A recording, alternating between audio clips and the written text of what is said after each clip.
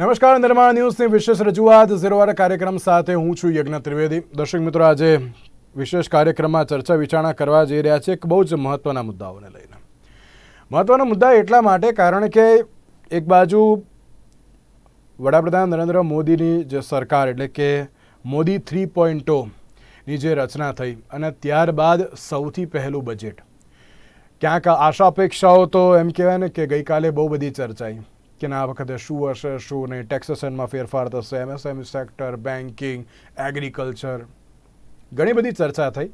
પણ આખરે જે પ્રમાણે આશા અપેક્ષા હતી એ પ્રમાણે ક્યાંક મધ્યમ વર્ગનું તો એમ કહેવાય કે એટલું બધું ધ્યાનમાં નથી લેવામાં આવ્યું તેવું અત્યારે હાલ તો જોવા મળી રહ્યું છે. પણ તેની સાથે સાથે પહેલી નોકરીમાં 1 લાખથી ઓછા પગારવા અને 15,000ની સહાયની બાબત કહી. પછી 12 જેટલા નવા ઇન્ડસ્ટ્રીયલ હબને મંજૂરી આપવામાં આવી છે. એમએસએમઈ માટે ક્રેડિટ ગેરંટી સ્કીમ આપવામાં આવી છે. શિક્ષણ, રોજગાર, કૌશલ્ય તાલીમ માટે 1.48 કરોડની જે જોગવાઈ પણ કરવામાં આવી છે. બીજી બાજુ જ્યારે મુદ્રા લોનની રકમ 10 લાખ રૂપિયાથી અત્યારે તો વધીને 20 લાખ રૂપિયા કરી દેવામાં આવી છે. ગ્રામ્ય વિકાસ માટે 2 લાખ કરોડની જોગવાઈ કરવામાં આવી છે. સોના ચાંદીમાં કસ્ટમ ડ્યુટીમાં ઘટાડો કરવામાં આવ્યો છે, તે 6% કરવામાં આવી છે.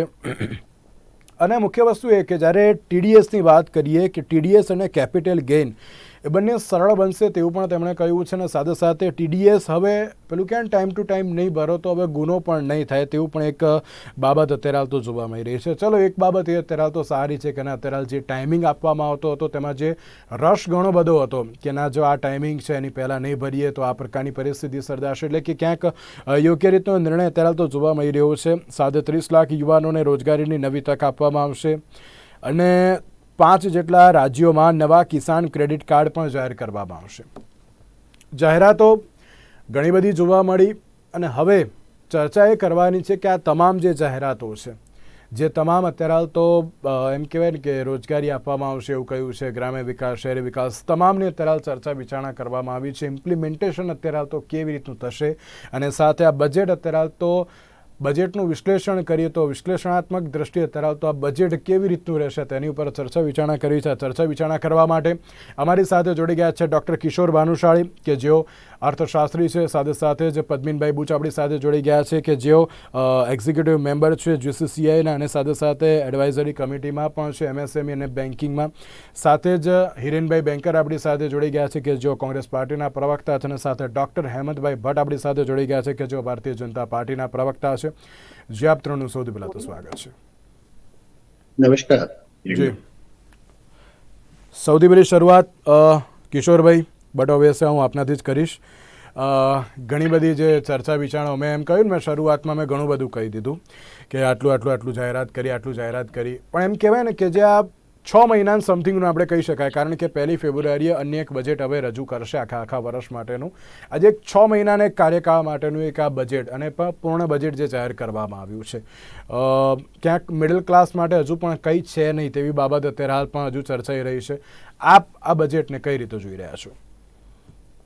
યજ્ઞભાઈ, પહેલા તો બજેટને ઓવરઓલ જોવા જઈએ તો ખ્યાલ આવે કે ભાઈ આ મોદી સરકારનું બજેટ નથી, એનડીએ સરકારનું બજેટ છે, એટલે એની છાપ તમને દેખાય. એટલે એ દેટ ઇઝ એ એક્સપેક્ટેડ હતું અને એ પ્રમાણેનું થોડું દેખાયું. જો વ્યવસ્થિત વાત કરવામાં આવે તો ખાસ કરીને બજેટમાં એક વસ્તુ જે આંખે વળગે એવી વાત હતી એ છે કે સરકારે ક્યાંક ને ક્યાંક આડકતરી રીતે સ્વીકાર્યું કે બેરોજગારી એક સમસ્યા છે જેને ટેકલ કરવી જરૂરી છે અને એના માટે રોજગારી માટેના ઘણા પ્રયત્નો કર્યા. બીજી એક મોટી બાબત આવી કે સ્કિલ ડેવલપમેન્ટ ઉપર બહુ મોટો ફોકસ કર્યો છે. એટલે પછી ઇન્ટર્નશીપની વાત હોય કે પેલા પગારની વાત હોય, એટલે ખાસ કરીને સ્કિલ ડેવલપમેન્ટ જે ખરેખર અત્યારે આપણે જોઈએ છે કે એજ્યુકેશન સેક્ટર છે એમાં ડિગ્રીઓ તો મળે છે અને 80% આપણા ભણેલા ગણેલા જે લોકો છે એ એમ્પ્લોયેબલ નથી, એટલે ડિગ્રી છે પણ નોકરીને લાયક નથી અને રોજગારી મળતી નથી. હવે એ લોકો માટેની ટ્રેનિંગ માટેના પછી આઈટીઆઈની વાત હોય કે એપ્રેન્ટિસશીપની વાત હોય, એના માટેની એક સારો પ્રયત્ન થયો છે જે કદાચ લાંબા ગાળે ફળ આપશે. હવે એનો પૂરો આધાર રહે છે કે સરકાર એને ઇમ્પ્લિમેન્ટ કઈ રીતે કરે છે. એક સાદું એક્ઝામ્પલ લઈએ તો આપણે કીધું કે ટોપ મોડ જે 500 કંપની છે એ 1 કરોડ લોકોને ઇન્ટર્નશીપ આપશે. હવે 500 કંપની 1 કરોડ લોકોને ઇન્ટર્નશીપ આવે, શું એટલું બેન્ડવિડ્થ આપણી પાસે છે? અને કયા પ્રકારની ઇન્ટર્નશીપ મળશે, અને ઇન્ટર્નશીપ કર્યા પછી છોકરા બહાર આવીને શું નાની કંપનીમાં કામ કરવા તૈયાર છે કે નહીં, આ પ્રકારના ઇન્ટર્નશીપની વધારે પડતી જરૂરિયાત એમએસએમઈ સેક્ટરમાં હતી. ટોપ કંપનીમાં તો એ લોકોના પોતાની બેન્ડવિડ્થ છે અને એ લોકોને જે પ્રકારનું મેન પાવર ઇન્ટર્નશીપ માટે પણ જોઈએ છે એને પણ એક મર્યાદાઓ છે. એટલે આખું એ એક્ઝિક્યુશન ઉપર તમે જે કીધું એ તો કે એન્જલ ટેક્સ, જે આપણે સ્ટાર્ટઅપની વાત કરતા હતા, અને સ્ટાર્ટઅપમાં મોટા ભાગનું ફંડિંગ બંધ થઈ ગયું હતું. એટલે ઘણા બધા સ્ટાર્ટઅપ તડફડિયા મારતા હતા કેમ કે ફાઇનાન્શિયલ ઇન્વેસ્ટમેન્ટ હતું નહીં બીકોઝ ઓફ ધ ટેક્સીસ. હવે એન્જલ ટેક્સ નાબૂદ કરીને એક સ્ટાર્ટઅપને એક સારું પ્રોત્સાહન મળ્યું છે, એ ખરેખર સારી વાત કહેવાય. મધ્યમ વર્ગની વાત કરો છો તમે તો ઇન્કમ ટેક્સમાં જે સ્ટાન્ડર્ડ ડિડક્શન જે 50 થી 75 કરવામાં આવ્યું છે, અને ટેક્સ સ્લેબમાં જે ચેન્જ કર્યું છે, એટલે ઓવરઓલ 15 થી 17,000 રૂપિયાનો એવરેજ ટેક્સ બેનિફિટ પણ મળી રહ્યો છે. એટલે એ મધ્યમ વર્ગ અને સેલેરી ક્લાસ માટે એક સારી વસ્તુ છે. એક ન ગમતી વાત કદાચ હું અર્થશાસ્ત્રી તરીકે જોઉં તો મને લાગતું હતું કે ક્યાંક ને ક્યાંક શિક્ષણ એટલે એજ્યુકેશન અને હેલ્થમાં એક મોટું ફંડોળ ફાળવાશે. પણ ઓવરઓલ જો બજેટમાં જોવા જઈએ તો 2.5% આજુબાજુ શિક્ષણ અને સ્વાસ્થ્યનું મળીને ટોટલ બજેટ 1.25 લાખ કરોડ એજ્યુકેશનમાં છે અને 89,00,000 કરોડ હેલ્થમાં છે. એટલે એ જે ફંડોળ હતું જે એજ્યુકેશન હેલ્થમાં ખાસ જોઈતું હતું, જો તમે વિકસિત ભારતની કલ્પના કરતા હોય તો વિકસિત ભારતને આગળ લઈ જવા માટે, કલ્પનાને સાકાર કરવા માટે આ બે ફિલ્ડ હતા જ્યાં થોડું ઘણું હજુ કરવાની જરૂર હતી. પણ અગેન સરકારની એક મર્યાદા હોય કે તેમ કે તમારે પેલો 5મા નંબરથી 3જા નંબરની અર્થતંત્રમાં લઈ જવાના છે, એના માટે તમારે એક મોટું ભંડોળ જોઈતું હતું કેપિટલ એક્સપેન્ડિચર માટે. એટલે એ જ 10%ના દરે વધારતા તમે 11 લાખ કરોડ કેપિટલ એક્સપેન્ડિચરમાં નાખ્યા છે. એના કારણે તમારી એક અને સાથે તમારા જે અલાયન્સ પાર્ટનર છે એ લોકો માટે તમારે જે સ્પેશિયલ પેકેજ આપવાની વાત આવી, એનો ક્યાંક ને ક્યાંક જે સ્વાસ્થ્ય અને શિક્ષણ ઉપરની જે બજેટની વાત હતી એમાં થોડું ઘણું હજુ થઈ શક્યું હતું એવું લાગે છે. આગળ વાત કરી પછી. ઓકે, ઘણા મહત્વના મુદ્દાઓ અત્યારે હાલ તો કહી દીધા. પદ્મિનભાઈ, જે આપણે ગઈકાલે એક ચર્ચા થઈ હતી આપણે કે એમએસએમઈ સેક્ટરને આ વખતે કેવા પ્રકારની જે જરૂરિયાત છે, કેવી કેવી માંગ છે, જે પ્રમાણે એમએસએમઈ સેક્ટર માટે પણ અત્યારે હાલ તો ક્રેડિટ ગેરંટી સ્કીમ પણ અત્યારે મૂકવામાં આવી, અને ક્યાં કેમ કહેવાય કે સેન્ટર ઓફ પોઈન્ટ થોડુંક એમએસએમઈ જોવા મળ્યું હતું આજના બજેટ ઉપરથી. કઈ રીતે જોઈ રહ્યા છો આપ આજના બજેટને? કારણ કે માંગ જે પ્રમાણે હતી એ પ્રમાણે ક્યાંક સંતોષાય ખરી? આજના બજેટમાં તો બ્રીફલી જો ઓવરઓલ કહું તો એના જે હાઇલાઇટ એ છે કે એક તો એગ્રીકલ્ચરને આપણે જે ગઈકાલ વાત કરી એ બહુ જ વ્યવસ્થિત રીતે સારી રીતે પ્રાધાન્ય આપ્યું છે. જે આપણે ચર્ચા કરી હતી, જે જરૂર હતી. અને લેટ મી ટેલ યુ કે agriculture is no more a separate. એના કારણે આવ્યું છે. આપણે જે એમએસએમઈ કે બિઝનેસની વાત કરીએ તો એગ્રીકલ્ચર અંદર હવે આવી જ ગયું છે, મેઇન ફ્રેમમાં આવી ગયું છે. એગ્રી એન્ટરપ્રેનર એ એક બહુ મોટો ક્લાસ બનેલો છે. એટલે એગ્રીકલ્ચરને બહુ જ સારી રીતે એને ડિજિટલથી માંડીને નવા ક્રોપથી માંડીને everything four agriculture has been done. 1.52 lakh crore એનું એલોટમેન્ટ થયું છે. બીજી વસ્તુ જે કિશોરભાઈ કીધી એ પ્રમાણે it's a major focus on employment. આપણે એને કહીએ કે રોજગારી બેરોજગારી છે, કબૂલ કરી કે ના કબૂલી એમાં નથિંગ રોંગ, એક્સેપ્ટ કરવામાં કે ખોટું નથી, પણ મેજર ફોકસ ઓન એમ્પ્લોયમેન્ટ. અને એના 4-5 રીતે એને પાસા કવર કરવામાં આવેલા છે. એમાં ઇન્ડસ્ટ્રીને ડાયરેક્ટલી ઇન્વોલ્વ કરી છે, એ બહુ જરૂરી હતું. 500 ટોપ ક્લાસ જે કંપનીઓ છે એને 1 કરોડ છે એ 5 વર્ષમાં એ લોકો આપેલું છે. એટલે આપણે સમજવું છે કે 5 કરોડ આ જરૂરી એટલા માટે છે કે અત્યાર સુધી કંપનીઓ હા ના કરતી હતી. એને કંપનીઓને કીધું છે કે તમે તમારા CSR ફંડનો ઉપયોગ કરો જરૂર પડે તો, અને એમાંથી તમને 5 કે 6 કે 7,000 રૂપિયાનો એ પણ આપો. એટલે એમ્પ્લોયમેન્ટ ને એની અંદર શિક્ષણ, સ્કિલ ટ્રેનિંગ બધું આવરી લીધું છે. કારણ કે એમ્પ્લોયમેન્ટ એટલા માટે બેરોજગાર એટલા માટે બી હોય છે કે ભણેલા હોય છે પણ ગણેલા નથી હોતા, તો એને સ્કિલની જરૂર હોય. એટલે agriculture, employment for the those who are that. ત્રીજી વસ્તુ એક વસ્તુ જે અમે જોઈએ છે એ nuclear power. For the first time આટલા વર્ષોમાં ન્યુક્લિયર પાવર, ઇનફેક્ટ એનર્જી સેક્ટરને બી પ્રાધાન્ય આપ્યું છે, પણ ન્યુક્લિયર પાવરમાં પ્રાઇવેટ સેક્ટરને ઇન્વોલ્વ કરવામાં આવ્યું છે. અને આગળ જતા જો આ ખરેખર ચાલે તો પબ્લિક પ્રાઇવેટ પાર્ટનરશિપ ન્યુક્લિયર પાવરમાં જો આગળ વધે, લિમિટેડ કેસમાં ધ્યાન રાખવું પડે તો બધું થશે. અને ચોથી વસ્તુ જે થોડું વધારે કરી શકાય તો આપી છે એ રિસર્ચ એન્ડ ડેવલપમેન્ટ અને મેન્યુફેક્ચરિંગને થોડુંક વધારે ફોકસ આપેલું છે, જે આપણે ગઈકાલ ચર્ચા કરી હતી. હવે કમિંગ બેક ટુ એમએસએમઈ, એક મિનિટ. યસ, ક્રેડિટ ગેરંટી એ વધારી છે, મુદ્રા લોન વધારી છે. જે અગત્યનું પાછું અંદર લખેલું છે, વી આર વેઇટિંગ, કે ખરેખર શું છે MSME નું જે એસેસમેન્ટનું જે મોડલ છે એ લોકોએ રિવાઇઝ કર્યું એવું કહે છે. We are all waiting. આજે અમે બી ચર્ચા કરી હતી, કારણ કે હું GCCIમાં છું, CAIમાં છું. આપણે બધા રાહ જોઈએ છે કે એસેસમેન્ટ મોડલ એ લોકો રિવાઇઝ કર્યું છે એટલે શું કહેવા માંગે છે. જે જરૂરી હતું આમાં એવું છે ને કે બેન્કર એ એક્સપિરિયન્સ હોય છે, પણ MSME ની પોતાની ખાસિયતો હોય છે.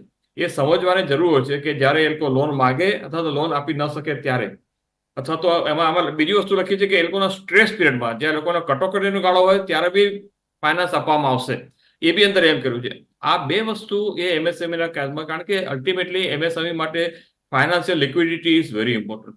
અને આ બંને વસ્તુ જો આમાં અંદર કરવામાં આવશે તો અમે માનીએ છીએ કે ખરેખર લાભ થશે. એટલે હાલ તુરંત તો MSME માટેના જે 2-3 સુઝાવો કર્યા છે એ પ્રેક્ટિકલ સુઝાવો કર્યા છે.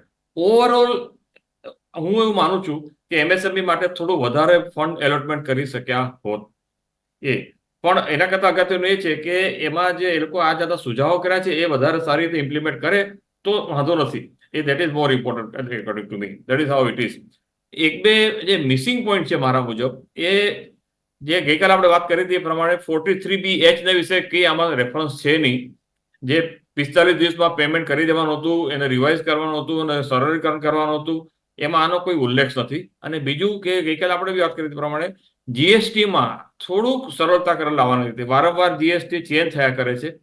પદ્મિનભાઈ, આજે જ્યારે નાણામંત્રી નિર્મલા સીતારામન જ્યારે એમ કે સ્પીચ આપતા હતા ત્યારે તેમણે કહ્યું હતું કે ના જે GSTને લઈને જે અત્યારે એમ કહેવાય ને કે જે કન્ફ્યુઝન છે એ કન્ફ્યુઝનને હજુ ક્લિયર કરવામાં આવશે. અમે પૂરેપૂરો ટ્રાય કરી રહ્યા છે તેના માટે. Okay, than I miss that. You હો તો ધેટ ઇઝ વેલકમ.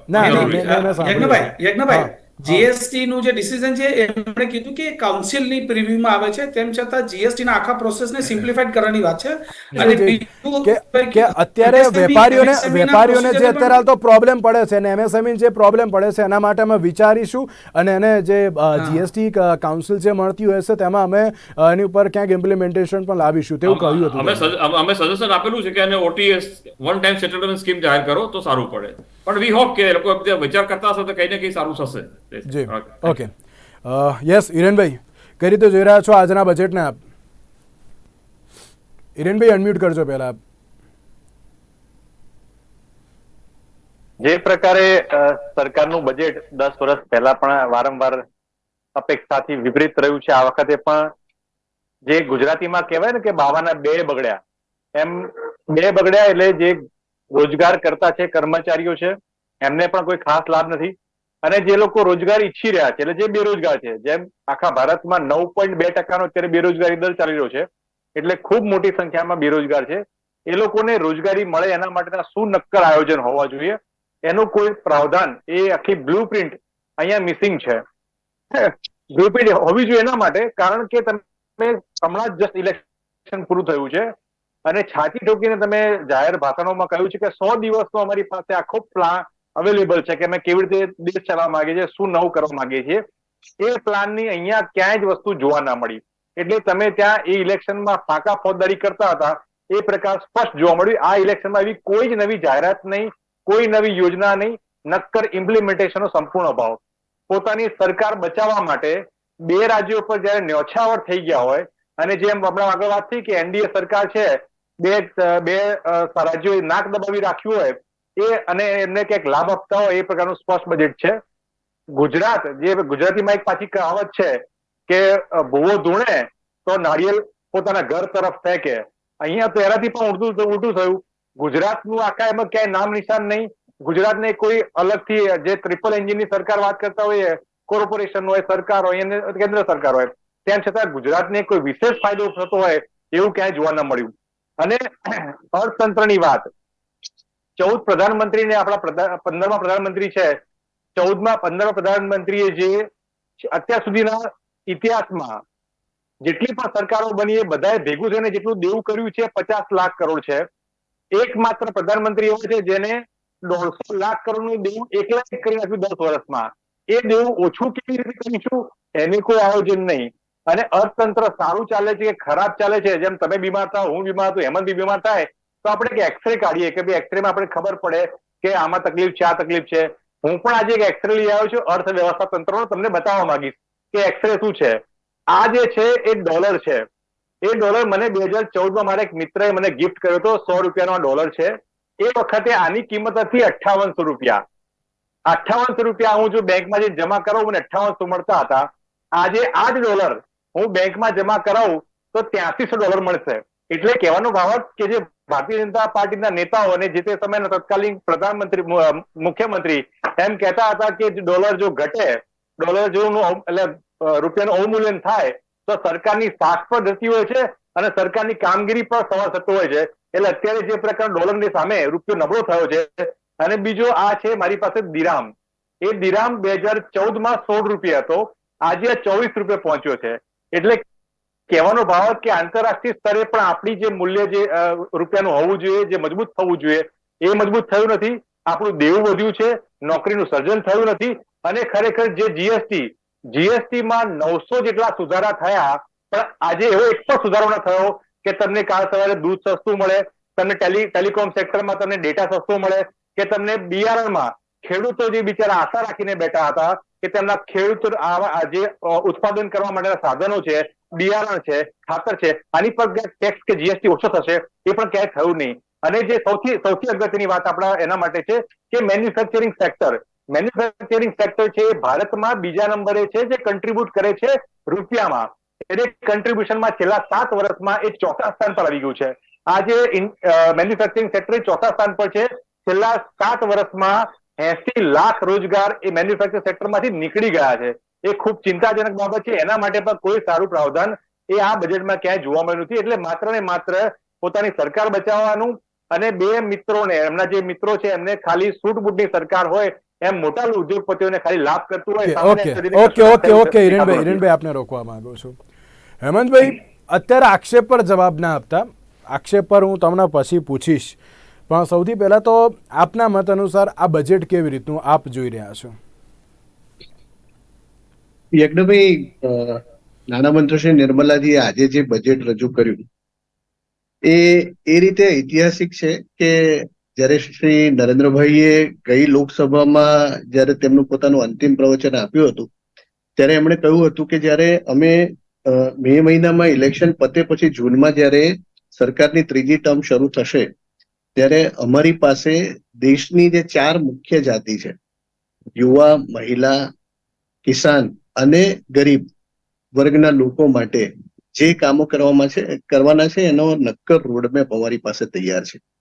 અને મને એવું લાગે છે કે ગઈકાલે જે આર્થિક સર્વેક્ષણ પણ આવ્યો અને આજે જે બજેટમાં જે પ્રમાણેની જોગવાઈઓ નિર્મલાજીએ કરી છે એ આ આખાએ જે પરિપ્રેક્ષમાં નરેન્દ્રભાઈ જે વાત કરી હતી એનું એક પ્રતિબિંબ રજૂ કરે છે. દાખલા તરીકે હું તમને કહું તો કૃષિ ક્ષેત્રમાં 2004માં કોંગ્રેસના યુપીએના શાસનમાં 25,000 કરોડ રૂપિયાની જોગવાઈ હતી. આજે 2024ના કૃષિ ક્ષેત્ર માટે 1,52,000 કરોડની જોગવાઈ નરેન્દ્રભાઈના શાસનમાં કૃષિ ક્ષેત્ર માટે કરવામાં આવી છે. હમણાં હેલ્થ ક્ષેત્રની વાત થઈ. 2023માં જ્યાં હેલ્થ સેક્ટરમાં 80,000 કરોડ રૂપિયાની જોગવાઈ હતી, એમાં આ વખતે 12.96% વધારો થઈને 90,000 કરોડની જોગવાઈ કરવામાં આવી છે.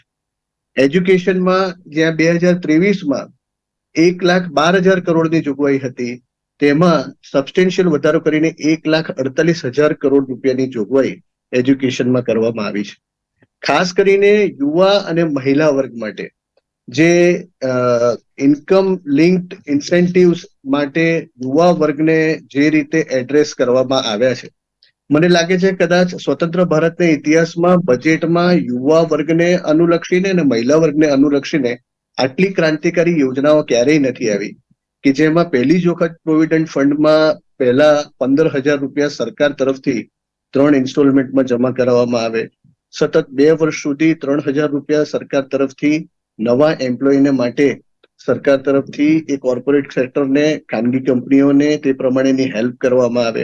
અને સાથે સાથે આવનારા 5 વર્ષમાં 5 કરોડ જેટલા યુવાનોને આ પ્રમાણેની રોજગારી મળી રહે, મહિને 5,000 રૂપિયાની આવક તેમને થાય, તે પ્રમાણેનું આખું જે ક્રાંતિકારી પગલું છે. મને એવું લાગે છે કે કૃષિ સન્માન નિધિ પછી કદાચ ડાયરેક્ટ બેનિફિટ યુવાનોને પોતાના ખાતામાં મળવાનું શરૂ થવાનું એનું જો સૌથી મોટું ઉદાહરણ હોય તો આજની આ ક્રાંતિકારી યોજના છે.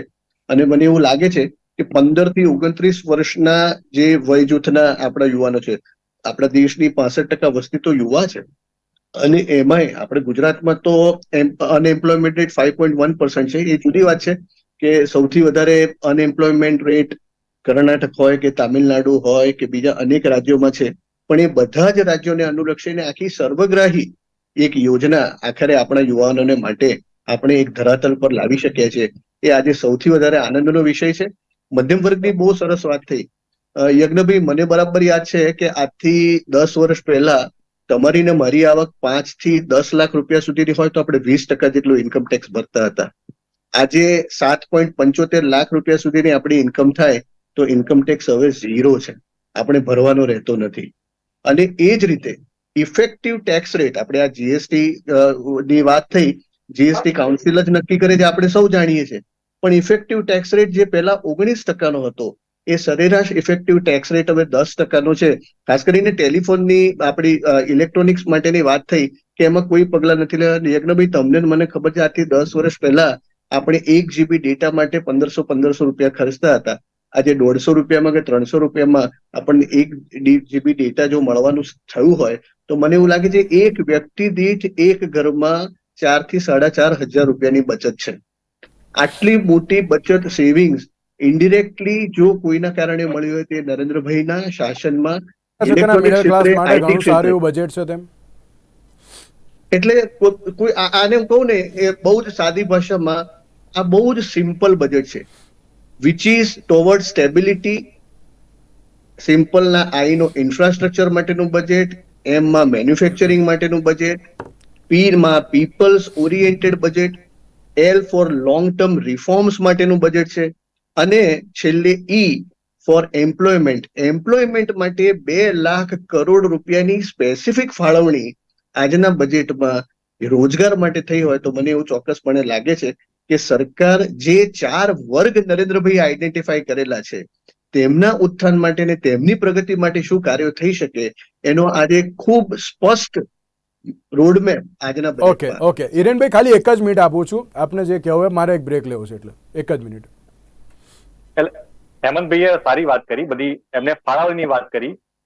ફાળવણી થયા પછી પણ ભૂતકાળમાં ઘણી બધી પ્રેસ કોન્ફરન્સ કર્યા પછી આપણે જોયું છે કે ઇમ્પ્લિમેન્ટેશન કરવાની વાત આવે ત્યારે સરકારે આ ફાળવેલા બજેટમાંથી પણ ખર્ચ થતો નથી. વાત એ કરી કે એમને એગ્રીકલ્ચર સેક્ટરની વાત કરી, હેલ્થ સેક્ટરની વાત કરી. દેશમાં દર 3જું બાળક એ કુપોષણનો શિકાર છે. દર 5મું બાળક એને પર સંપૂર્ણ વેક્સિનેશન થતું નથી. એટલે આજે અને હંગર ઇન્ડેક્સની વાત કરવામાં આવે તો હંગર ઇન્ડેક્સમાં 11મા ક્રમાંકે આવે છે. હેપીનેસ ઇન્ડેક્સમાં આપણું લિસ્ટ જ નથી આવતું ક્યાં જોવા જઈએ. અને એમને જે વાત કરી રહ્યા છે કે અર્થતંત્ર સારું થશે, બધું થશે, આપણે પર કેપિટા ઇન્કમની વાત કરીએ તો 114મા ક્રમાંકે આવે છે. આપણે ભલે અર્થતંત્ર સારું થઈ ગયું ને 4થા 5મા ક્રમાંકે જીડીપી આપણું થઈ ગયું, પણ આજે પર કેપિટા ઇન્કમ, તમારી ને મારી પર કેપિટા ઇન્કમ કેટલી છે એમાં 114મા ક્રમાંકે આવે છે. 2014 સુધી તમારા માથે, મારા માથે, હેમંતભાઈના માથે 42,000 રૂપિયાનું દેવું હતું, જે આજે વધીને 1,14,000 જેટલું દેવું થઈ ગયું છે. આપને રોકવા માંગુ છું. આપણે એની ઉપર અત્યારે ચર્ચા વિચારણા યથાવત રાખીશું, પરંતુ તેની પહેલા સમય થયો છે એક વિરામનો.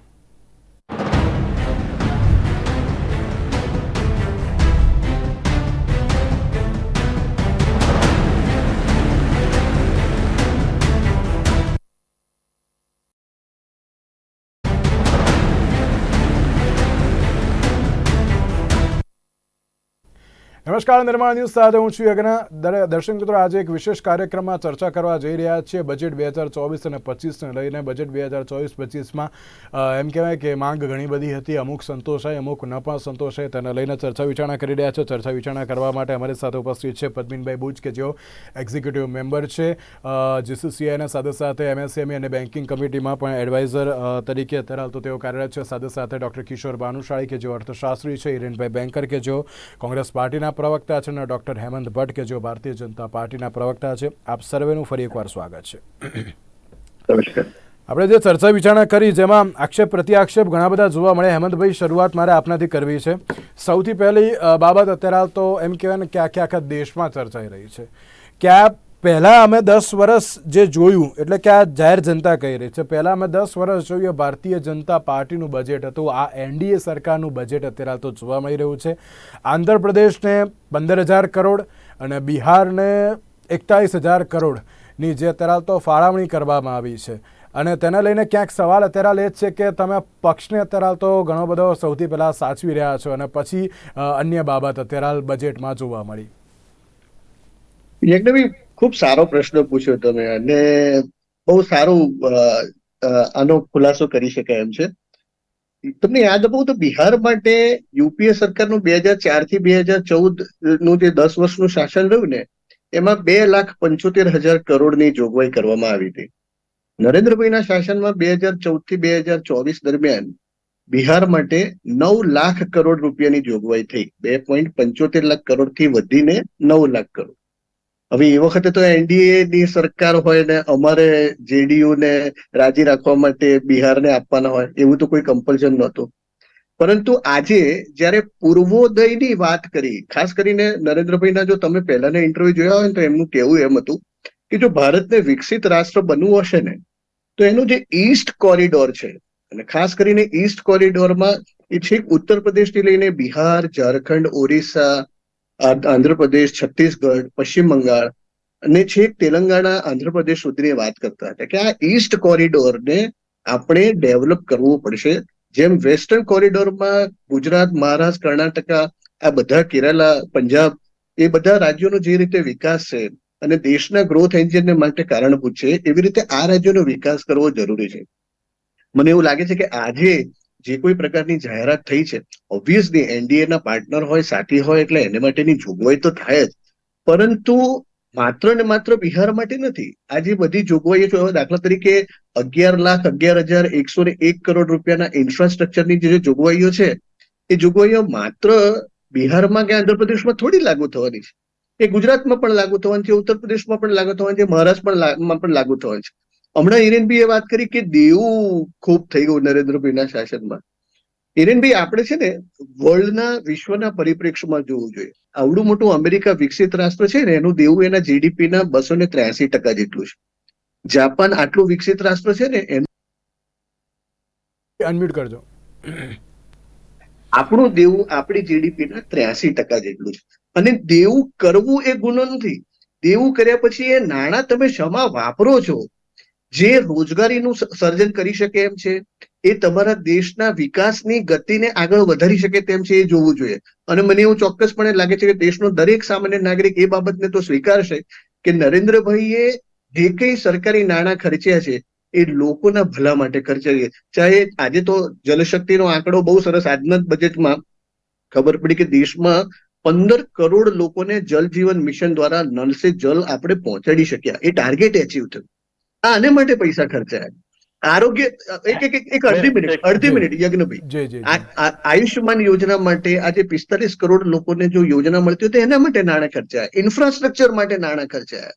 હવે આ નાણાં ખર્ચાઈને દેવું થતું હોય તો આ દેવું સારું કે દેવું ખરાબ એ આપણે નક્કી કરવું છે. અને વર્લ્ડ હંગર ઇન્ડેક્સની વાત કરી, 3,000 બાળકોનો સર્વે ઇન્ડિયામાં થાય અને વર્લ્ડ હંગર ઇન્ડેક્સ નક્કી થાય. પાર્લામેન્ટમાં નિર્મલાજીનું પ્રવચન છે, હિરેનભાઈએ ખાસ જોવું જોઈએ, અભ્યાસુ વ્યક્તિ છે. 3,000 વ્યક્તિઓની સામે જે માલન્યુટ્રિશનના આંકડા આવે એને આપણે હિરેનભાઈ અનમ્યુટ કરજો. સોરી હેમંતભાઈ. આખા દેશમાં દરેક પીએચસી સીએચસી ના આંકડા લાવે અને એ જે આંકડા આપે એ સ્વીકારવાના. એટલે ઘણી વખત એવું થાય વર્લ્ડ હંગર ઇન્ડેક્સ આપણે સ્વીકારી લઈએ, એ બરાબર નથી. ઓકે હિરેનભાઈ, ખાલી 30 સેકન્ડ. હેમંતભાઈએ સારી બાબતની વાત કરી કે એમને દેવા બાબતની વાત કરી કે દેવું પણ આપણે અમેરિકાનું વધારે આવું છે. તો જયારે દેવોની સરખામણી કરતા હોઈએ તેને વિકાસની પણ સરખામણી કરવી જોઈએ. પછી જયારે આપણે એજ્યુકેશનની વાત કરતા હોય તો આપણે કોમ્પિટિશન અમેરિકા સાથે કરવી જોઈએ, નહીં કે પાકિસ્તાન જોડે કરવી જોઈએ, નહીં કે બાંગ્લાદેશ સાથે કરવી જોઈએ. સુવિધાની વાત કરતા તો સુવિધામાં એ પ્રમાણે કરવી જોઈએ. વાત એ છે કે આટલી બધી વ્યવસ્થા હોવા છતાં પણ છેલ્લા 10 વર્ષમાં 11,81,955 લોકોએ દેશ છોડી દીધો, સરળ કરી નાખ્યો. એમાંથી 8,000 લોકો એક કરોડપતિ હતા. આટલી બધી સરસ વ્યવસ્થા હોવા છતાં, આટલી બધી આપણે ટેક્સની વાત કરવા છતાં, અને સરકાર પણ તમે જુઓ એ તમને કેવી રીતે, તમને ને મને નાના લોકોને કેવી રીતે આપને રોકવા માંગુ છું. ઓકે હિરેનભાઈ, નહીં, એક મિનિટ મેં તમને સમય આપ્યો હિરેનભાઈ.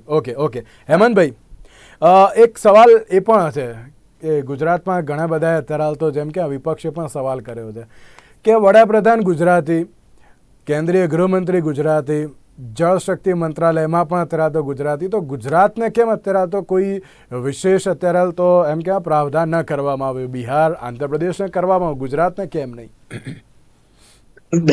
યજ્ઞભાઈ, મને એવું થાય ગુજરાતમાં નરેન્દ્રભાઈ એમના શાસન સંભાળેલા 17 દિવસ પછી સરદાર સરોવર પર ડેમના દરવાજા મૂકવા માટેની મંજૂરી આપી દે. જે ગુજરાતના ક્રૂડ ઓઇલ રોયલ્ટીના 10,000 કરોડ રૂપિયા કેન્દ્ર સરકાર પાસે બાકી હોય અને એને 6 મહિનામાં ચૂકતે કરાવી દે કેન્દ્ર સરકારમાંથી. અનેક આપણી હાઈવેની યોજનાઓ હોય, અનેક આપણી ચેકડેમ, બોરીબંધથી માંડીને ખેત તલાવડીની યોજના હોય, માઇક્રોસોફ્ટ આપણી આ ચીપને માટેનું આખું માઇક્રોનનું ઇન્ફ્રાસ્ટ્રક્ચર સાથે, અને ઓટોમોબાઈલ ઇન્ડસ્ટ્રી, આપણા બેચરાજી મંડલ વિસ્તાર હોય કે આપણો સાણંદનો વિસ્તાર હોય, એમાં જે પ્રમાણેના ઉદ્યોગો આવે છે, આપણે જેટલું ના બોલીને એટલું વધારે સારું છે. યજ્ઞભાઈ, ગુજરાતમાં તો મોસાળમાં જમવાનું ને માં પીરસનારી છે, બધું બખમ બખા છે. વડોદરા ખાતે એરબસ નું આખું ઇન્ડસ્ટ્રીયલ પ્લાન્ટનું નિર્માણ હોય, રેલવે એન્જિનની યુનિવર્સિટી હોય, એની વાત હોય, કચ્છમાં જે પ્રમાણેનો 30,000 મેગાવોટ નો આપણો હાઇબ્રિડ પ્રોજેક્ટ બની રહ્યો છે કચ્છમાં. Okay okay okay okay okay અમનભાઈ, અમનભાઈ, ઓકે ઓકે થયા પછી આપણે રોજગારીમાં નથી આપણે okay okay okay okay okay કિશોરભાઈ, એક બહુ જ મહત્વનો પ્રશ્ન. આપણે દેવાને લઈને અત્યારે હાલ તો ઘણી બધી ચર્ચાઓ જોવા મળી રહી છે. હેપીનેસ ઇન્ડેક્સની વાત થઈ, હંગર ઇન્ડેક્સની વાત થઈ. એક એમ કહેવાય ને કે વડાપ્રધાન નરેન્દ્ર મોદી દરેક વખત એક વસ્તુ કહે છે કે ના જેમ કહેવાય ને કે ત્રીજી અર્થતંત્ર અત્યારે હાલ તો બનવા તરફ ભારત આગળ વધી રહ્યું છે, વિશ્વમાં ત્રીજું. લાગે છે કે ના અત્યારે હાલ તો આ બજેટ જે પ્રમાણે જોવા મળી રહ્યું છે, જે પ્રમાણેની અત્યારે હાલ જીડીપીની પરિસ્થિતિ 2024માં આઈ થિંક જીડીપી ગ્રોથ 8.2% આસપાસ અત્યારે હાલ તો છે, અને 2025નો અંદાજ પણ હજુ 7% રહેવાનો ક્યાંક જોવા મળી રહ્યો છે. લાગે છે કે ના જે 5 ટ્રિલિયનની અત્યારે તો વાત થઈ રહી છે તે ક્યાંક સક્સેસ જશે તેમ? નહીં, 5 ટ્રિલિયન સક્સેસ નહીં જાય એવી તો કોઈ વાત જ નથી. ઓકે, કેમ કે આપણું અર્થતંત્ર મોટું છે, દેશ મોટો છે, એ પ્રમાણે આપણું, પછી હું તો કહું છું કે ગમે તેની સરકાર હોય, ઓકે, એ 5 ટ્રિલિયનમાં તો આપણે આવવાના છે. મહત્વની બાબત એ છે કે એ 5 ટ્રિલિયનમાં તમે કેટલા સસ્ટેન થશો, અથવા 5 ટ્રિલિયનમાં ગયા પછી લોકોના જીવન ધોરણમાં શું ફેરફાર આવવાનો છે, એમાં તમે શું કરી રહ્યા છો, એ મહત્વની બાબત છે. અને એમાં ક્યાંક ને ક્યાંક એક વસ્તુ જે કદાચ બજેટની અંદર મને લાગ્યું કે આપણને અડચણરૂપ થાય એવી વસ્તુ છે કે ભારતનું જે આખું જીડીપીનું માળખું છે, એમાં એક મોટા ભાગનું કોન્ટ્રીબ્યુશન સર્વિસ સેક્ટરમાંથી આવે છે. અને એ સર્વિસ સેક્ટરમાં આઈટી અને આઈટી ઇનેબલ એટલે કોમ્પ્યુટર રિલેટેડ જે સેવાઓ છે એનો બહુ મોટો ભાગ છે. પછી આપણે ત્યાં રોજગારી પણ એ ક્ષેત્રની અંદર છે, જીડીપીમાં પણ મોટું કોન્ટ્રીબ્યુશન આવે છે, અને મોટું એક્સપોર્ટમાં આપણને કોન્ટ્રીબ્યુશન કરે છે, આપણા અર્થતંત્રને સપોર્ટ આપી રહ્યું છે. હવે અત્યારે જે એઆઈ નો જે આવો નવો તબક્કો આવી રહ્યો છે, એમાં બજેટમાં ક્યાંક ને ક્યાંક મને લાગ્યું પર્સનલ લેવલ ઉપર કે એના માટે આપણે કઈ ખાસ જોગવાઈઓ કે આયોજનો કરવાતા, કેમ કે જે આઈટી સેક્ટરની તમે સર્વિસીસ એક્સપોર્ટ કરો છો, એ આખું ને આખું એક્સપોર્ટ મોટા ભાગની એઆઈ લઈ જવાની છે. એટલે આપણે જે બીપીઓ, કેપીઓ કે એલપીઓ ની જે વાત કરીએ છીએ, એ આખું એઆઈ માટે જાય છે. તો તમારી પાસે એ મોટું ગેપ પડવાનો છે, તમારી એક્સપોર્ટ સર્વિસ સેક્ટરની ઘટવાની છે. બીજું, જેમ જેમ એઆઈ નો વિકાસ થઈ રહ્યો છે અને જે રીતે આગળ વધશે ને ક્યાં જશે તો ભગવાન જાણે, પણ એ ઘણી બધી જોબ રિપ્લેસ કરવાનું છે અને નવી જોબ ક્રિએટ થશે. પણ એની કમ્પેરિઝનમાં જે જોબ રિપ્લેસ થવાની છે, જે જોબ ટેકનોલોજી લેવાની છે, એ જોબ માટે જે લોકોની રોજગારી જશે, એ લોકો માટેનું ખાસ આયોજન કરવું જરૂરી છે. નહીં તો તમારી જીડીપી સસ્ટેન નથી થવાની. અને એઆઈ ને, ઇન્ડસ્ટ્રીઝને એઆઈ રેડી કરવા માટે અને એઆઈ માટે આખા અર્થતંત્રને તૈયાર કરવા માટેની ખાસ જોગવાઈની ક્યાંક આશા હતી, એક રહી ગઈ છે. ત્રીજું, જ્યારે જીડીપીના કોન્ટેક્સમાં વાત કરીએ છીએ કે જરૂર હતી બજારમાં માંગ ઊભી કરવાની. આપણી મોટા ભાગની જે અડધા ઉપરની વસ્તી છે, એ પોતાની રોજગારી માટે ખેતી ઉપર નિર્ભર છે. અને ખેતી ક્ષેત્રમાં અને ગ્રામીણ ક્ષેત્રમાં તમારે ક્યાંક ને ક્યાંક પૈસા પહોંચાડવા હતા. તમે કદાચ મનરેગામાં થોડી વધારે જોગવાઈ કરી શક્યા હોત, ઓકે, ડાયરેક્ટ ટેક્સ બેનિફિટથી તમે જોગવાઈ કરી શક્યા હોત. જરૂર હતી કે ગામડાઓમાં અને ગરીબ લોકોના પોકેટમાં પૈસા પહોંચાડવાના. જો એ લોકોના ખિસ્સામાં પૈસા જાય છે તો માંગ ઊભી થશે અને માંગની સામે ઉત્પાદન થવાનું છે. મહત્વનો પ્રશ્ન એ પણ ગઈકાલે જ જે પદ્મિનભાઈ સાથે જ મારી ચર્ચા થઈ હતી, જેમાં એક વસ્તુ પર ભાર મૂકવામાં આવ્યો હતો, જે છે રિસર્ચ એન્ડ ડેવલપમેન્ટ. એની ઉપર પણ ક્યાંક આ વખતે એટલો બધો ભાર આમ મૂકવામાં આવ્યો નથી. અને એક વસ્તુ એ બહુ સારી કે રિન્યુએબલ એનર્જી ઉપર અત્યારે તો થોડોક ભાર મૂકવામાં આવ્યો, જે પ્રમાણે સોલારની વાત કરવામાં આવે તો અન્ય હજુ પણ કયા સેક્ટર બાકી રહ્યા?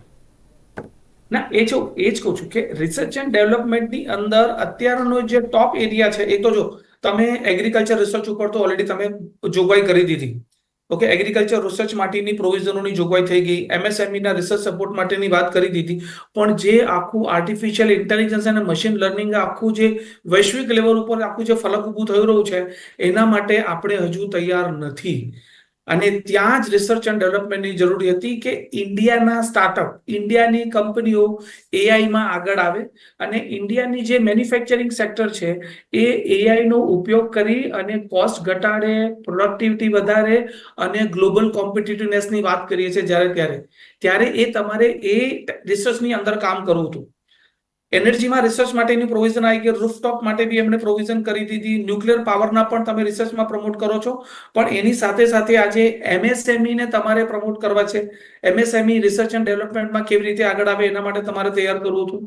એજ્યુકેશન ઇન્સ્ટિટ્યૂટ જે સ્પેશિયલી રિસર્ચ માટે અવેલેબલ હોય છે ત્યાં માટે કદાચ તમે રિસર્ચને થોડું પ્રોત્સાહન આપ્યું હોત તો એક મોટો ફરક પડ્યો હોત. Yagnabhai,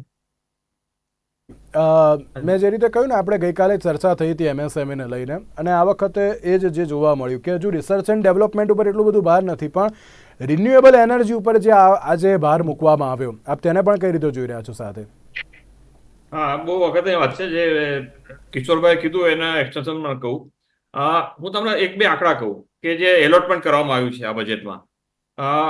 research and development projects 840 crore છે, એમાંથી 1200 કરોડ છે. આજે હું ફિગર કહું છું જે મેં બજેટમાં જોયા છે. પછી પ્રોડક્શન લિંક ઇન્સેન્ટિવ એમાં 1200 કરોડમાંથી 2100 કરોડ કરવામાં આવે છે ફાર્માસ્યુટિકલ પર્ટિક્યુલર સેક્ટર માટે. સોલાર પાવર ગ્રીડ બેઝ એમાં 4900 કરોડ છે, એમાંથી 10,000 કરોડ કરવામાં આવે છે. સેમિકન્ડક્ટર અને ડિસ્પ્લે મિકેનિઝમમાં 3000 કરોડમાંથી લગભગ 7000 કરોડ કરવામાં આવે છે. અને લાઇન્સ ઓફ ઓપરેશન ક્રેડિટ છે, આઈડિયા છે એ તરફ. પણ હવે આમાં જુઓ તો તમે સોલાર પાવર અને સેમિકન્ડક્ટરમાં ઓલમોસ્ટ ડબલ કરવામાં આવ્યું છે. ઇન ટર્મ્સ ઓફ ખાલી ડબલ નહીં, એનો જે ફાઇનલ આંકડો બી ખરેખર સારો છે. એની સામે રિસર્ચ એન્ડ ડેવલપમેન્ટમાં ફક્ત 200 થી 300 કરોડ વધારવામાં આવ્યા છે, 840 માંથી 1200 કરોડ. અને PLI જે છે પ્રોડક્ટ લિંક ઇન્સેન્ટિવ એમાં 1200 માંથી 2000 કરોડ.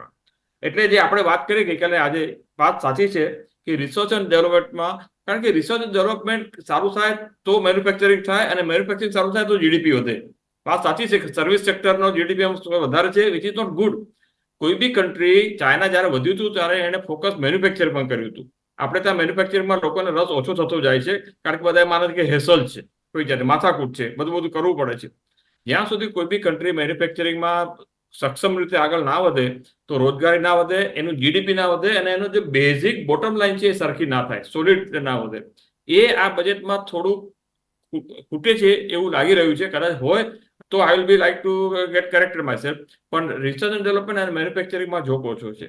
બીજો જે ઓછો છે, જે કિશોરભાઈ કીધું પ્રમાણે, નવી ટેકનોલોજીનું આખું જેમ એમ્પ્લોયમેન્ટનું કર્યું ને, એવી રીતે નવી ટેકનોલોજીનું આખું ફોકસ જ અલગ રાખવું જોઈએ. આર્ટિફિશિયલ ઇન્ટેલિજન્સ હોય, IoT, ઇન્ટરનેટ ઓફ થિંગ્સ હોય, 3D પ્રિન્ટિંગ હોય, there are so many aspects to be involved. મેં કીધું પ્રમાણે જે લોકો આપણે બધા ટ્રાવેલ આઉટસાઇડ કરીએ છીએ, when we go outside we realize that નાના કન્ટ્રીઓ ઝડપથી આગળ વધે છે એમાં. અને ત્રીજી વસ્તુ MSME અને રીતેને લગતું કે જેમ એગ્રીકલ્ચરને આપણે તૈયાર કરી રહ્યા છે digitally, which is so much required અને ખરેખર જરૂર છે, એવી રીતે MSME ને બી ડિજિટલી લિટરેટ કરવાની જરૂર છે.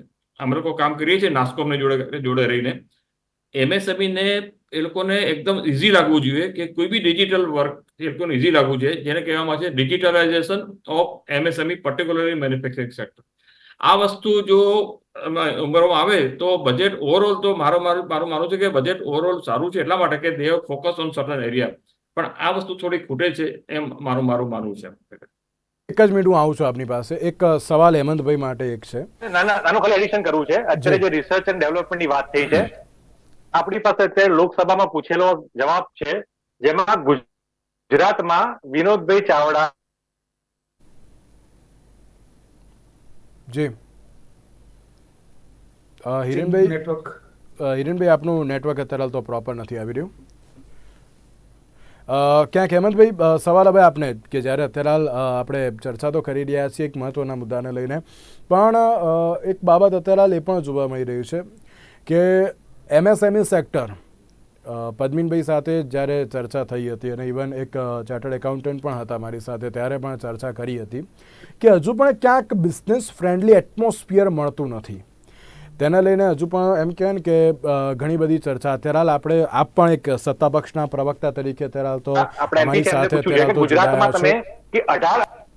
અત્યારે આપ પણ એક સત્તાપક્ષના પ્રવક્તા તરીકે આપ અમારી સાથે જોડાયા છો. કેન્દ્રીય બજેટને લઈને અત્યારે હાલ તો જે આપણે ચર્ચા વિચારણા કરી રહ્યા છીએ, પણ સાથે સવાલ હજુ પણ એ જ યથાવત છે કે હજુ પણ ક્યાંક ભારતમાં, હું ખાલી ગુજરાતની વાત નથી કરતો, ભારતમાં હજુ પણ ઘણી બધી એવી જગ્યા છે કે જ્યાં બિઝનેસ ફ્રેન્ડલી એટમોસ્ફિયર મળતું નથી. તમે અત્યારે હાલ કહો છો કે ગુજરાતમાં આટલા બધા બિઝનેસ આવે, ગુજરાતમાં આટલા બિઝનેસ આવે. જો અત્યારે હાલ ભારતને આગળ લાવવું હોય, GDPના હું પર્સપેક્ટિવથી વાત કરી રહ્યો છું, કિશોરભાઈ પણ ક્યાંક એગ્રી કરશે અને પદ્મિનભાઈ પણ ક્યાંક એગ્રી કરશે કે જો આપણે GDPના અત્યારે હાલ જો ગ્રોથ લાવવો હોય તો હજુ પણ એ બિઝનેસ ફ્રેન્ડલી એટમોસ્ફિયર મળતું નથી, કે જેના લઈને હજુ પણ કાર્ય કરવું સરકારે બહુ જરૂરી છે. યજ્ઞભાઈ, એક બાબત આપણે સ્વીકારવી પડે, તમારી વાત અમુક અંશે સાચી હશે, હું ના નથી પડતો, પણ એટલું હું ચોક્કસપણે કહીશ કે નરેન્દ્રભાઈના 10 વર્ષના શાસનમાં દાખલા તરીકે પ્રોડક્ટ લિંક ઇન્સેન્ટિવ વાળી આખી જે PLI સ્કીમ છે, જેના લીધે થઈને જ્યાં પહેલા 4 મોબાઈલ મેન્યુફેક્ચરિંગ કંપની હતી ત્યાં આજે 100 થી વધારે મોબાઈલ મેન્યુફેક્ચરિંગ કંપની થઈ ગઈ. આપણે 1 લાખ કરોડ કરતા વધારેનું એક્સપોર્ટ આજે મોબાઈલનું થતું હોય ભારતમાં, so that is only due to the industrial friendly policy of Narendrabhai's government. સાથે સાથે તમને કહું તો સ્ટાર્ટઅપ્સમાં આજે જે સૌથી અગત્યની જે જાહેરાત થઈ એન્જલ ટેક્સને નાબૂદ કરવાની, મને એવું લાગે છે કે જ્યાં 2014માં 350 ની આસપાસ સ્ટાર્ટઅપ હતા, આજે 1,27,000 જેટલા સ્ટાર્ટઅપ્સ ઇન્ડિયામાં છે. એ સ્ટાર્ટઅપ સર્વાઈવ થાય અને એમના એક્ઝિસ્ટન્સના પ્રોબ્લેમ ના થાય. એન્જલ ટેક્સ આમ તો પી ચિદમ્બરમજી જ્યારે ફાઇનાન્સ મિનિસ્ટર હતા એ વખતે 2012માં લાગુ થયો, પણ એ એન્જલ ટેક્સને નાબૂદ કરવાનું કામ નિર્મલાજીએ આ વખતે બજેટમાં એ સ્ટાર્ટઅપ્સને સર્વાઈવ કરવાનું કર્યું છે. આખી AI બેઝ ટેકનોલોજી છે, એના રિસર્ચ માટે વાત સાચી છે કે હવે પછીની જે ઇન્ડસ્ટ્રી છે that is AI based, that is also based on the digital revolution. હવે એને માટે થઈને હું તમને કહું તો right from the Atal tinkering labs in the secondary school, જે પ્રમાણે આપણે વધારે 7 જેટલા IIT કર્યા, 7 જેટલા IIM કર્યા, ન્યૂ એજ્યુકેશન પોલિસીમાં તમને ખ્યાલ હોય તો યજ્ઞભાઈ, આપણા જે કન્ટેમ્પરરી યુથ છે એમને તમે પૂછશો તો હવે now there are courses specifically related to AI, specifically related to semiconductor technology, જે આપણા યંગર જનરેશનના કરિક્યુલમમાં હવે ઇન્ક્લુડ થવા માંડ્યા છે. Not only in to the IITs and IIMs, પણ હવે જે કોઈ આ કોમર્સ કોલેજીસમાં પણ ફિનટેક સાથે આ ટેકનોલોજીને કેવી રીતે ઇન્ક્લુડ કરી શકાય એના કોર્सेस એમાં એ પ્રમાણે શીખવાડવાના ચાલુ થયા છે. એટલે મને એવું ચોક્કસપણે લાગે છે કે સરકારનું ફોકસ, અને નરેન્દ્રભાઈ તો હંમેશા ટેકનોલોજી ફ્રેન્ડલી રહ્યા છે. આમાં જે રિસર્ચ બેઝ આપણે જે વાત થઈ કે 840 કરોડમાંથી 1200 કરોડ જેટલું રિસર્ચ બેઝ આ વખતે ઇન્વેસ્ટમેન્ટ વધારવાની વાત છે, કે 1200 કરોડમાંથી 2000 કરોડ રૂપિયા PLI સ્કીમમાં આપણે જે વધારવાની વાત છે. હું એવું માનું છું સેમિકન્ડક્ટર ટેકનોલોજીમાં 3000 કરોડમાંથી 7000 કરોડ રૂપિયાનું ઇન્વેસ્ટમેન્ટની વાત હોય અને સોલરમાં 4900 કરોડમાંથી 10,000 કરોડ રૂપિયાનું ઇન્વેસ્ટમેન્ટ વધારવાની વાત હોય, તો this all are related to facilitating the industries. અને ખાસ કરીને MSME માટે આજે નિર્મલાજીએ કહ્યું કે કમ્પ્લાયન્સીસ પહેલા કરતા ઘટ્યા છે, પણ હજી અમારા સંતોષ જેટલા નથી કે જેથી કરીને MSME ને એ સેટિસ્ફેક્ટરી લેવલ સાથે ઇઝ ઓફ ડુઈંગ વર્ક હોય. એને માટે સરકાર પ્રયત્નશીલ છે. અને સ્ટ્રેસ બેઝ, હમણાં બહુ સરસ વાત કરી કે સ્ટ્રેસ બેઝ MSME હોય ત્યારે એમના ફાઇનાન્સને પ્રોબ્લેમ ના થાય, એ જોવાનું સ્પેસિફિક કામ આ વખતે બજેટમાં થયું છે, જે ખરેખર આવકારદાયક છે. ઓકે, હિરેનભાઈ આપને કંઈ કહેવું હતું રિસર્ચ અને ડેવલપમેન્ટને લઈને? એટલે સરકારના પૂછેલા જવાબમાં સરકારે એવું સ્પષ્ટ કીધું છે, એમને અલગ અલગ 18 સ્કીમો માટે પૂછ્યું છે કે ગુજરાતમાં કેટલું ફંડ તમે એલોટ કર્યું. એમાં 18મા નંબરમાં એમને સ્પષ્ટ કહ્યું છે કે રિસર્ચ સ્ટડી એન્ડ પબ્લિકેશન માટે કેન્દ્ર સરકારે ગુજરાતને કેટલું બજેટ આપ્યું, તો ₹0 બજેટ આપ્યું અને એક્સપેન્ડિચર ₹0 થયા. એટલે કહેવાની વાત, ફાળવવાની વાત અલગ છે અને આપવાની અને ખરેખર ધરાતલ પર ઉતરવાની વાત અલગ છે. આ એમના જ એમપીએ પૂછેલો જવાબ છે અને આ તમે ડેટ સાથે હું તમને કહી શકું 25/7/2023 પૂછેલો જવાબ છે. એટલે કહેવાના ફૂલ ગુલાબી વાતો કરવાથી લોકોનું પેટ ભરાતું નથી. હિરેનભાઈ, આ તમે અત્યારે કહ્યું, તમે જે ડોક્યુમેન્ટ રજૂ કર્યા, ચલો એ બરાબર છે, યોગ્ય પણ છે. આપ પણ એક રિસર્ચ સાથે સંકળાયેલા વ્યક્તિ છો. લાગે છે કે ના અત્યારે રિસર્ચ એન્ડ ડેવલપમેન્ટમાં જે પ્રમાણે એલોકેશન થવું જોઈએ નથી થયું તેમ? જો સ્પષ્ટ બાબત તમને કહું કે રિસર્ચ બાબતે કેન્દ્ર સરકાર દ્વારા યુજીસી ના લોકો, જે લોકો રિસર્ચમાં નેટ ક્વોલિફાય થતા હોય છે, એ લોકોને ₹35,000 યુજીસી આપતી હોય છે.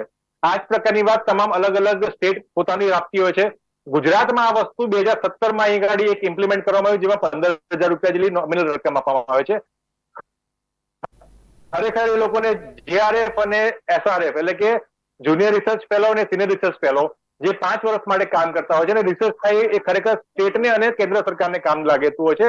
એના માટે પ્રાવધાન કરીને 30 થી 35 વર્ષની જો જોગવાઈ કરવામાં આવે તો ખરેખર એ સસ્ટેનેબલ રહી શકે છે. પરંતુ જે પ્રકારની કામગીરી ગુજરાતમાં થઈ છે, જે ગયા વખતે ઇમ્પ્લિમેન્ટ થયું છે, એને પણ વારંવાર માત્ર 700 લોકોને આ બાબતની કામગીરી આપવામાં આવે છે. જ્યારે પીએચડી રજીસ્ટ્રેશન થયા લોકોની જો ગણતરી કરવામાં આવે તો માત્ર ગુજરાતમાં 2200 થી વધારે લોકો પીએચડી રજીસ્ટ્રેશન થતા હોય છે. ઓકે, SRF અને JRF ની કામગીરી તો ઓછી રહી. એટલે સરકાર રિસર્ચમાં ખરેખર હજુ ખૂબ ઉદાસીન છે. જો રિસર્ચમાં કામગીરી ખરેખર સારી થાય તો દરેક ક્ષેત્રમાં, એ એજ્યુકેશન હોય, હેલ્થ હોય, કે જેમ AI ની વાત કરતા હોય, તમામ ક્ષેત્રમાં ખરેખર ગુજરાતને અને દેશને. ચલો ઓકે હિરેનભાઈ, આપને રોકવા માંગુ છું, મારી જોડે થોડોક સમય ઓછો છે એટલે મારે હજુ એક સવાલ હજુ કરાય. કિશોરભાઈ, આવું છું લાસ્ટમાં, આપની પાસે જ આવું છું. હેમંતભાઈ, મને ખાલી પહેલા 30 સેકન્ડમાં જવાબ આપો. રિસર્ચ એન્ડ ડેવલપમેન્ટને લઈને ઘણો બધો સવાલ અત્યારે ઊભો થઈ રહ્યો છે, તેના લઈને જવાબ આપો, ત્યારબાદ હજુ એક પ્રશ્ન છે. યજ્ઞભાઈ, હું એવું માનું છું કે માત્ર કેન્દ્ર સરકાર રિસર્ચ બેઝડ એલોકેશન કરી એવું ના હોય. ગુજરાત સરકારની આખી સ્કિલ બેઝડ ઇન્ડસ્ટ્રીને સપોર્ટ કરવાની વાત છે, સ્કિલ ડેવલપમેન્ટ વાળી જે વાત છે, અને રિસર્ચ બેઝ ગુજરાતમાં બજેટમાં જે એલોકેશન થયું છે, મારી પાસે એનો સ્પેસિફિક આંકડો નથી, પણ ગુજરાત ગવર્મેન્ટ પણ અહીંયા રિસર્ચ બેઝડ જે કોઈ પ્રોગ્રામો ચાલે છે, મને ખબર છે ગુજરાત યુનિવર્સિટીમાં એ મેડિકલ ફિલ્ડ હોય કે આખું ફિનટેક ફિલ્ડ હોય, જે પ્રમાણેના રિસર્ચ બેઝ પ્રોજેક્ટ ગુજરાત યુનિવર્સિટીમાં આજકાલ ચાલી રહ્યા છે, કદાચ ગુજરાત યુનિવર્સિટીનું ART એટલે આસિસ્ટેડ રિપ્રોડક્ટિવ ટેકનોલોજી માટેનું રિસર્ચ બેઝ સેક્ટર છે, એને તમે જુઓ તો ઇટ ઇઝ સો ઇમ્પ્રેસિવ. આખા ઇન્ડિયાના સ્ટુડન્ટ્સ ગુજરાત યુનિવર્સિટીમાં એડમિશન લેવા આવે છે ART ના કોર્સિસ માટે. This is something very huge. Okay Hemantbhai, talking about one sector. Okay, budget જાહેર થઈ ગયું, ઇમ્પ્લિમેન્ટેશન ક્યારે અને કેટલું જલ્દીથી? યજ્ઞભાઈ, આમ તો વચગાળાની બજેટની જાહેરાત થઈને એ વખતે જ આ ઘણા બધા એલોકેશન તો દરેક સેક્ટરમાં, ખાસ કરીને ઇન્ફ્રાસ્ટ્રક્ચરની તો એ જ વખતે જાહેરાત થઈ છે. This is an ongoing process. એટલે એક વખત જાહેરાત થયા પછી એનું એલોકેશન એટલું ઝડપથી એટલા માટે થવાનું કારણ કે 31મી માર્ચ 2025 સુધીમાં તો આ બધું વાપરવું પડશે ને. અને નરેન્દ્રભાઈની સરકાર ઇમ્પ્લિમેન્ટેશન થાય ઘણું સારું, એવું અત્યારે તો તમામ લોકો ગુજરાતે પોતાના બજેટ એલોકેશનના 75% વધારે જે ગયા વખતનું બજેટ એલોકેશન હતું સેન્ટરનું, એનું યુટિલાઇઝ કર્યું હતું. તો આવું દરેક સ્ટેટ પોતાને માટે કરવાનું. ઓકે, એક પ્રશ્ન પદ્મિનભાઈ, આપણે પણ સ્ટાર્ટઅપને લઈને શું કહેશો? એન્જલ ટેક્સની નાબૂદી અત્યારે થઈ છે, શું સ્ટાર્ટઅપમાં અત્યારે વધારો થશે? એક સારું પગલું કહી શકાય આ ઉપરથી? ખરેખર સારું પગલું છે, જે જરૂરી હતું, કારણ કે startup as a part of the MSME. આમાં શું સ્ટાર્ટઅપ છે, પણ ભવિષ્યમાં કે MSME થાય, માઇક્રો થાય, મીડિયમ થાય, રાજ બને, એટલે આ જરૂરી પગલું હતું. This will help in survival of the startup. Late me tell you, જે સ્ટાર્ટઅપનો જે ડેથ રેટ છે ને ઘણો હાઈ છે, દરેક કન્ટ્રીમાં હોય છે, એવું નથી કે ઇન્ડિયામાં. એટલે ઘણા બધા સ્ટાર્ટઅપમાં ડેથ રેટ હોય જ છે ને, એ લોજિકલ ફિનોમિના છે, એમાં આપણે બહુ ગભરાવાની જરૂર બી નથી. પણ એટલે આ એન્જલ ટેક્સ નાબૂદી એ સર્વાઇવલ માટે છે, એ એના ગ્રોથ માટે નથી. ગ્રોથ માટે ઇનોવેશન જોઈએ, ગ્રોથ માટે R&D જોઈએ, અને ગ્રોથ માટે બીજો ઇકો ફ્રેન્ડલી ઇન્ફ્રાસ્ટ્રક્ચર જોઈએ, જે સારું છે. ગુજરાતમાં તો સારામાં સારું છે, પણ સ્ટાર્ટઅપમાં હજુ ઘણું કરવાની જરૂર છે. એન્જલ ટેક્સ એ સારું પગલું છે, જરૂરી હતું, લોંગ અવેટેડ હતું, અને it will definitely help in survival of the startups and that we should do together. જી કિશોરભાઈ, આપ લાસ્ટમાં આપ શું કહેવા માંગતા હતા? જી હા, એટલે જે આપણે રોજગારીની વાતો કરતા હતા ને, તો એમાં અત્યારે આપણે જે પ્રોડક્શન લિંક્ડ ઇન્સેન્ટિવની વાત હતી, એવી રીતે આ બજેટને ઓવરઓલ તમે જોવા જાઓ તો એમ્પ્લોયમેન્ટ લિંક ઇન્સેન્ટિવની વાત છે કે તમે આટલી રોજગારી જમા કરશો તો તમને ઈપીએફઓ થ્રુ આટલું કોન્ટ્રીબ્યુશન મળશે, સરકાર તમને પર ઇન્ટર્નશીપ પ્રમાણે તમને પૈસા મળશે. એટલે ક્યાં ને ક્યાં રોજગારની વાત થઈ છે, પણ આપણે એ ન બોલવું જોઈએ કે રોજગારી માટેના બે મોટા સેક્ટર એટલે એગ્રીકલ્ચર અને એમએસએમઈ. સર્વિસ સેક્ટર એવું છે કે તમારી જીડીપીમાં 51% કે 50% ઉપર કોન્ટ્રીબ્યુટ કરે છે, પણ રોજગારીમાં માત્ર 15%ની આજુબાજુ છે. એટલે એગ્રીકલ્ચર એક મોટું હબ છે, એમએસએમઈ મોટું હબ છે. એટલે ક્યાંક ને ક્યાંક જરૂર છે એગ્રીકલ્ચર અને એમએસએમઈ માં રોજગારી ઊભી કરવાની વાત હતી. અને એ બે સેક્ટર એવા છે જેમાં તમારે બહુ હાઈલી એજ્યુકેટેડ કે સ્કિલ લોકોની જરૂર નથી. જે પ્રકારનું સ્કિલ મેન પાવર જે આપણે કહીએ કે ભાઈ ભણેલા છે પણ કંપનીમાં લાગે એવા નથી, એવા લોકો પણ ત્યાં એબ્સોર્બ થાય એવા છે. એટલે ત્યાં ઓકે એક સ્કોપ છે, તમે એને જો પ્રમોટ કરી શકો તો. ઓકે અને સાથે સાથે જ્યારે આપણે આ સ્કિલની વાત આવી ને, રિસર્ચની થોડી વાત કરી લઈએ, તો રિસર્ચ માટે જરૂરી છે એકેડેમિક અને ઇન્ડસ્ટ્રી કોલેબોરેશન કરવાનું છે. કેમ કે એજ્યુકેશન ઇન્સ્ટિટ્યૂટ છે, યુનિવર્સિટી છે, એને ક્યાંક ને ક્યાંક તમારે ઇન્ડસ્ટ્રી સાથે કોલેબોરેશન કરવાનું છે અને સાથે મળીને રિસર્ચ એન્ડ ડેવલપમેન્ટમાં કરે એ પ્રકારનું એક વાતાવરણ ઊભું ગુજરાતમાં થઈ રહ્યું છે. અને દેશ માટે પણ આ થવું જરૂરી છે, તો તમારું રિસર્ચ એન્ડ ડેવલપમેન્ટ સાચા અર્થમાં આગળ વધી શકશે. બિલકુલ બિલકુલ. તો એક બાજુ જે રીતે એમએસએમઈ સેક્ટર હોય, બેન્કિંગ હોય, એગ્રીકલ્ચર હોય, service, IT, AI, research and development, renewable energy અને સાથે સાથે ટેક્સેશન, જે બહુ જ મહત્ત્વના અત્યારે તો જે સેક્ટર અત્યારે જોવા મળી રહ્યા છે, તેમાં ક્યાંક એલોકેશન કરવામાં આવ્યું છે, અમુક જગ્યાએ થોડું ઓછું એલોકેશન પણ જોવા મળી રહ્યું છે. એજ્યુકેશન અને મેડિકલ ઉપર પણ ભાર મૂકવામાં આવ્યો છે, ડિફેન્સ પર પણ છે. પણ હવે જોવાનું એ રહ્યું કે ઇમ્પ્લિમેન્ટેશન ક્યારે અને કેવી રીતે અત્યારે કરવામાં આવે છે. તેની સાથે જ હેમંતભાઈ, કિશોરભાઈ, પદ્મિનભાઈ અને હિરેનભાઈ, આપ સર્વેનો આભાર અમારી સાથે ચર્ચા વિચારણામાં જોડાવા માટે. તો દર્શક મિત્રો, આજના વિશેષ કાર્યક્રમમાં બસ આપશો. નમસ્કાર.